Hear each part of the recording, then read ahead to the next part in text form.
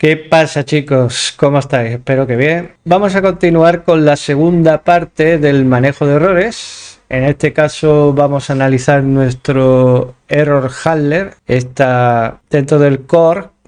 En la carpeta de errores teníamos dos. Vimos en el vídeo anterior cómo manejar todos los tipos de errores con nuestro All Exception Filter. Y teníamos también por ahí un error handler que extendía de la clase error y que hacía una cosa un poco rara aquí con los mensajes, el tipo dentro de una string con los dos puntos, que esto podría ser válido bajo mi humilde opinión en el caso de que no tuviéramos la otra clase, los filtros que nos provee Nest y que estuvimos viendo en la documentación, que era muy fácil de instanciar una clase que herede de esta, de base exception filter o de exception filter según necesitéis, y estuvimos viendo la genialidad que habíamos tenido para aquí recibir todo tipo de excepciones, no solamente las de tipo HTTP, y así aquí podíamos personalizar nuestro JSON, la devolución, y diferenciar entre un tipo y otro. Vale, vimos que con eso era suficiente. Estuvimos viendo también los try y catch,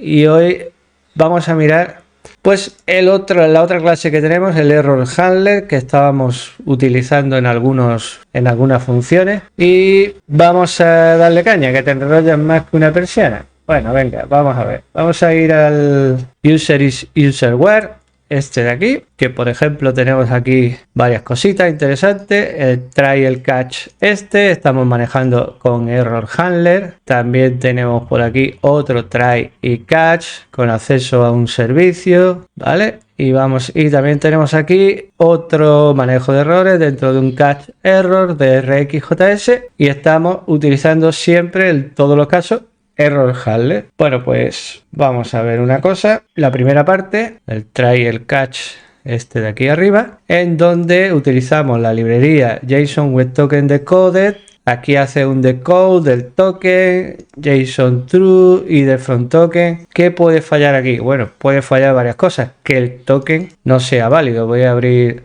Postman por si lo necesitamos, que seguramente sí. Y en cualquier caso, si hay algún error, nosotros vamos a forzar ese error enviando un token no válido, pues va a lanzar este error handler con el método createSignature_error, que es un método estático, por eso no hay aquí ningún new invalid token. Le vamos a poner así. Vamos a ver cómo se comporta, en este caso con Postman. Lo primero, voy a ponerlo por aquí para que podáis verlo. Bueno, aquí tenemos un usuario, esto es un token, seguramente el token es válido. Pedimos y nos lo trae, no hay ningún problema. Vamos a modificar un poco, enviamos, nos lo sigue trayendo. Vamos a ver qué está pasando, si es que hemos deshabilitado en el user controller find one by id,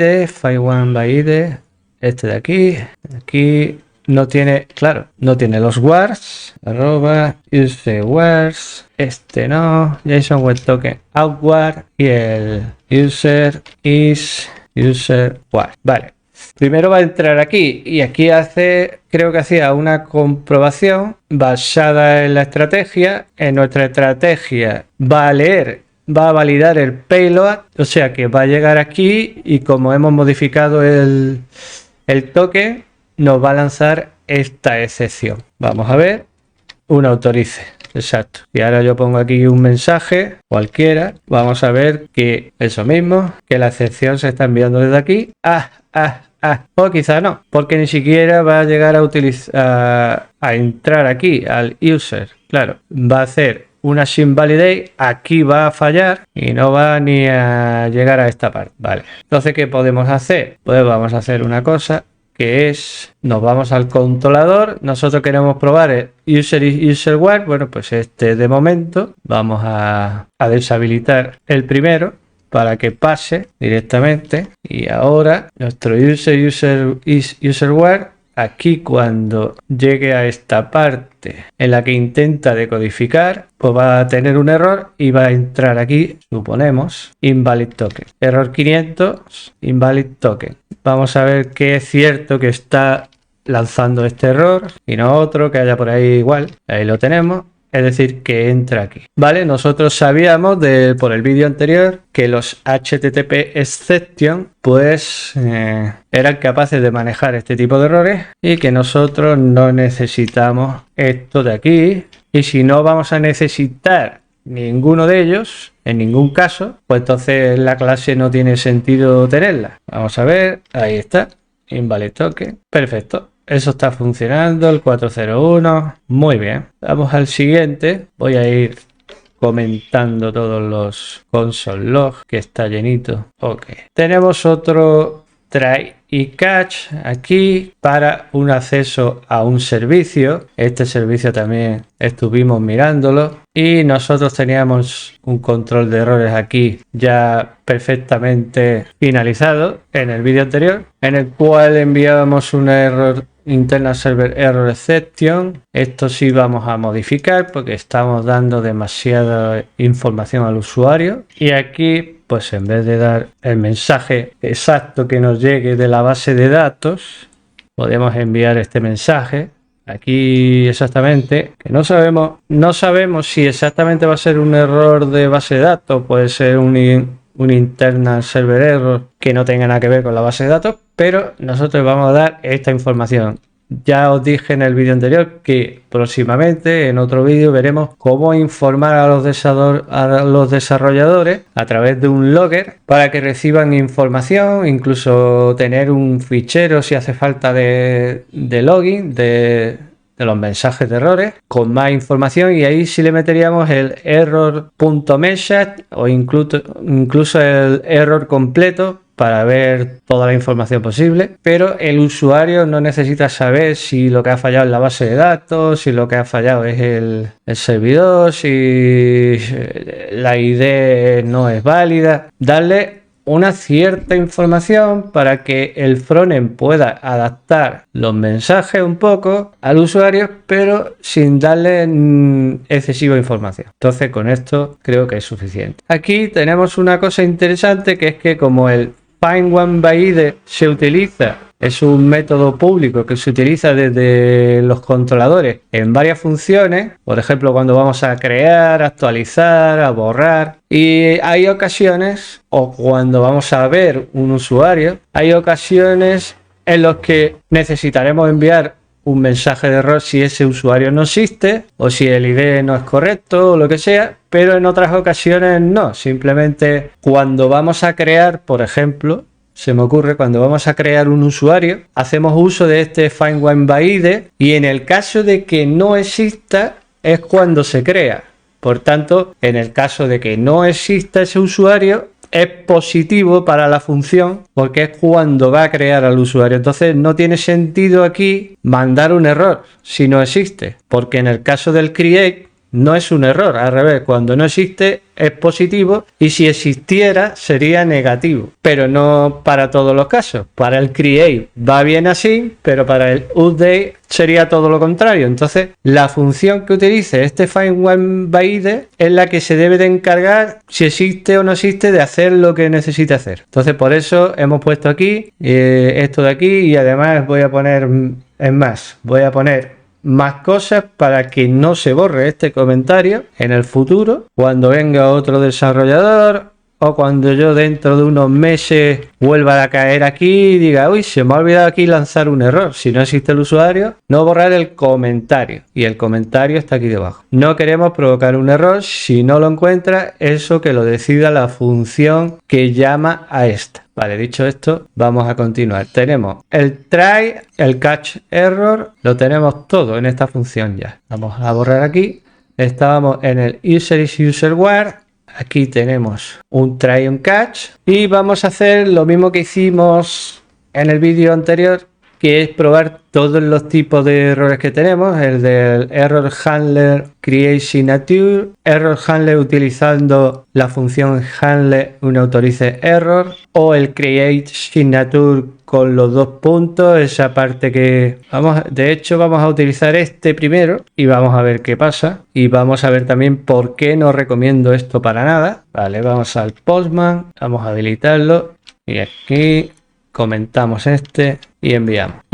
aquí está bien, envía el status code 401, pasa por el filtro y hace la estructura del objeto. No nos envía esta parte de aquí porque esto lo estamos utilizando. Si vemos el error handler, lo que hace es separa el string, porque error tiene un problema con respecto a HTTP exception, que solamente recibe un string, ¿vale? Y nosotros intentamos aquí, como solo recibe un string, pues separarlo con algún marcador que sea imposible de escribir en un error, como espacio, dos puntos, espacio. Eso va a ser casi imposible que salga ningún mensaje de error, venga de donde venga.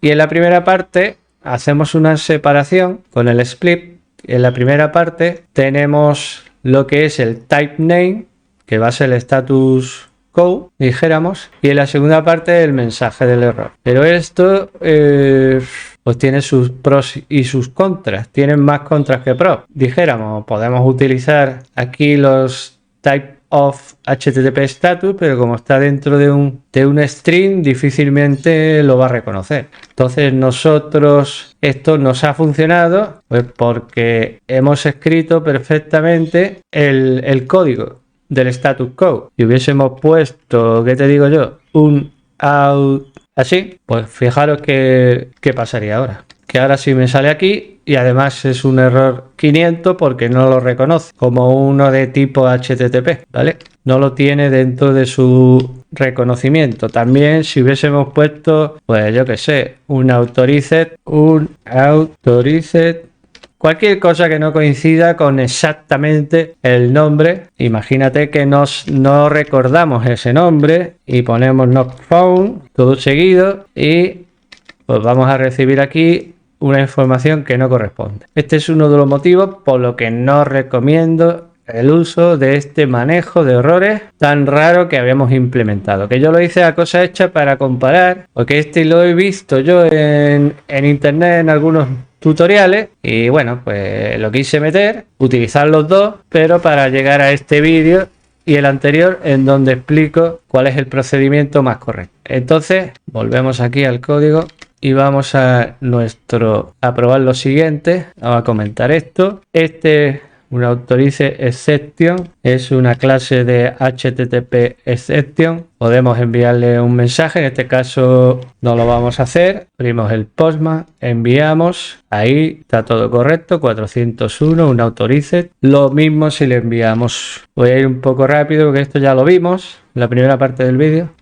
Y con el create signature, utilizando el error handler, pues también tenemos exactamente lo mismo. Y con las funciones estáticas que tenemos dentro del error handler, pues va a funcionar igual. Es decir, que funciona. Lo que pasa que que no es necesaria esa clase para mi punto de vista y hace las cosas un poco enmarañadas. Tienes que acordarte exactamente de la palabra que tú cuando estás poniendo este mensaje no tienes acceso a la palabra como tenemos por ejemplo aquí, que es un objeto y al poner el punto el propio Visual Studio Code te va a marcar exactamente cuál es, le das al intro y ya está. Entonces esta es la forma correcta para manejar los errores. Ok, entonces vamos a dejar el que teníamos, vamos a borrar todo esto de aquí y ese va a ser. Aquí un poquito más abajo tenemos un try y un catch para esta función del servicio user service find one by id. Ya habíamos visto que el find one by id tiene su propio control de errores,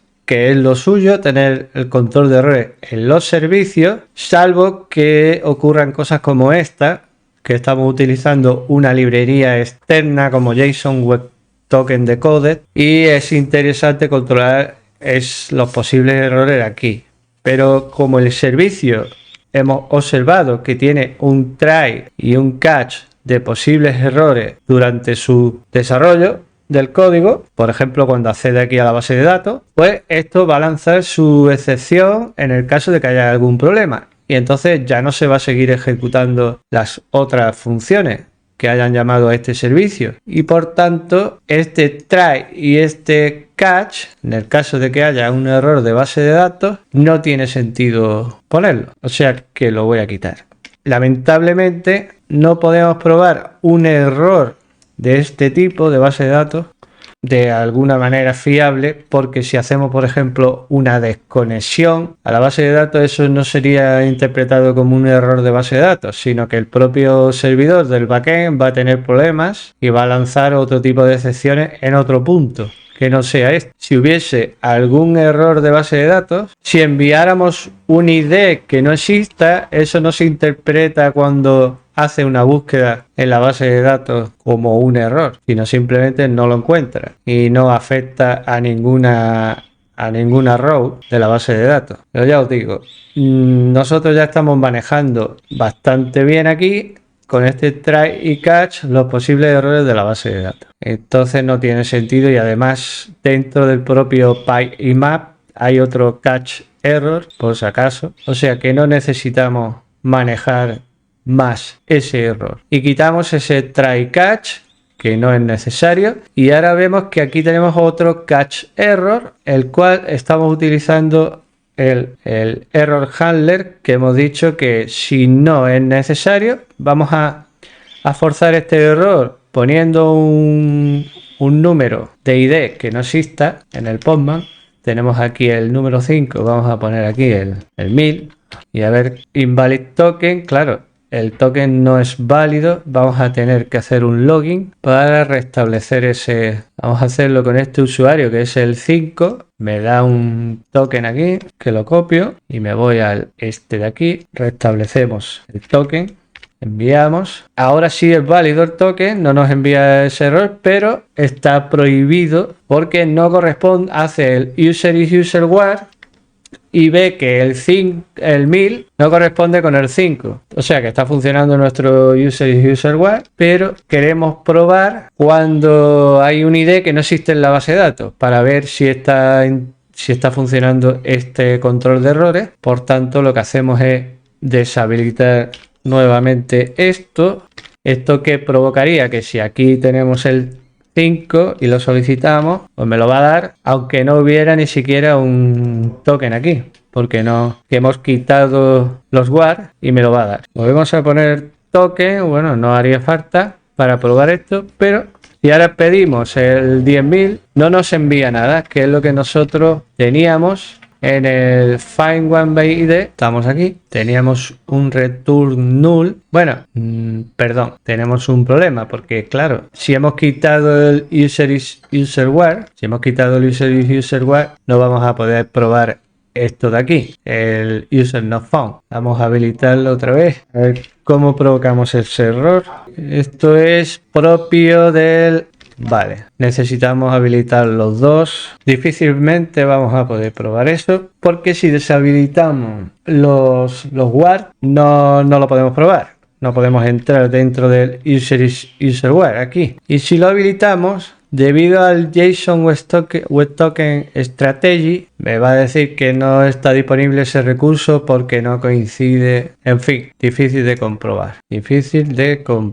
Error en la base de datos. No hay forma de probarlo porque está el strategy, este de aquí, que lo utiliza el outward. Si deshabilitamos el outward, no funciona el user is user where, hay una incongruencia ahí y en fin, que no va a llegar, jamás va a llegar a esta parte de aquí en el caso que no encuentre al usuario, porque ya previamente hay una comprobación cuando hace el strategy, el JSON Web Token Strategy, una comprobación interna. Así que, y es por eso que te envía este mensaje Forbidden Resource 403, que nosotros no tenemos en ninguna parte de nuestro código. Pero bueno, sabemos que estamos haciéndolo bien, no tenemos forma de probarlo. Esto pocas veces ocurre, pero es lo que hay en este caso. Vamos a seguir. Tras haber analizado el uso de esta clase, que vemos que es un poco engorrosa y no funciona bien, tienes que acordarte exactamente de los nombres en inglés sin cometer ningún error, etcétera. Y nuestra All Exception Filter hace todo el trabajo, control de todo tipo de errores de una forma elegante y simple. Podemos construir el objeto a nuestro gusto, etcétera. Yo creo que es suficiente y podemos decir que este error handler lo vamos a eliminar. Así que en todos los sitios donde tengamos error handler, es más, lo que vamos a hacer es ir función por función dentro del servicio, del controlador, de los wars, de todas las partes de nuestro código, analizando donde veamos un error handler, cambiarlo por un HTTP exception o una subclase. Por el contrario, hemos visto que el try y el catch es necesario en ciertas ocasiones, no siempre. No hay que poner try y catch por todas partes, sino que, por ejemplo, delegar el control de errores al servicio, salvo en determinadas ocasiones, como hemos visto aquí en el userware, userware, que tenemos el uso de una librería externa que puede fallar por cualquier cosa. Imaginemos que, como hemos visto, que el token, si está mal enviado, que no es que el usuario vaya a enviar malamente el token que se ha grabado en el local storage de Angular, con Angular, sino que gente maliciosa, hackers, que se dedican a hacer estas cosas, a modificar para ver si tu sistema se cae y se va a tomar por saco y se parte en la caja diciendo, jaja, me he cargado el sistema, el servidor lo he reventado. Pues bueno, esto nos obliga a tener unas ciertas mínimas reglas de seguridad, como es esta. Tener un control de errores, de posibles errores. Hemos quitado el try catch que teníamos aquí englobando esto. También tenemos este que no somos capaces de probarlo de ninguna manera. Y bueno, pues las conclusiones son las siguientes. Vamos a eliminar la clase error handler sin ningún remordimiento porque tenemos suficiente con all exception filter. Luego también podemos utilizar las subclases heredadas de HTTP exception. El try y el catch se va a utilizar en sitios de ruptura del código necesarios. Vamos a delegar todos los controles de errores a los servicios, nunca en el controlador, salvo excepciones. Y también vemos que tenemos un control absoluto de los errores. Y en un vídeo posterior, esto nos va a quedar pendiente, veremos cómo dar información a los desarrolladores sin serializar esa información hacia el frontend, gracias al objeto options que vimos en el vídeo pasado, que sabemos que HTTP exception recibe 3 parámetros, 2 son obligatorios: el mensaje, el status code, un tercer parámetro opcional que es un objeto llamado options que tenía un parámetro llamado cause, el cual lo que metamos ahí podemos meter el error completo o el error message o lo que necesitemos, y ese no va a ser serializado en la respuesta del JSON que se le da al frontend. Por tanto, nos va a servir para utilizar un logger, una librería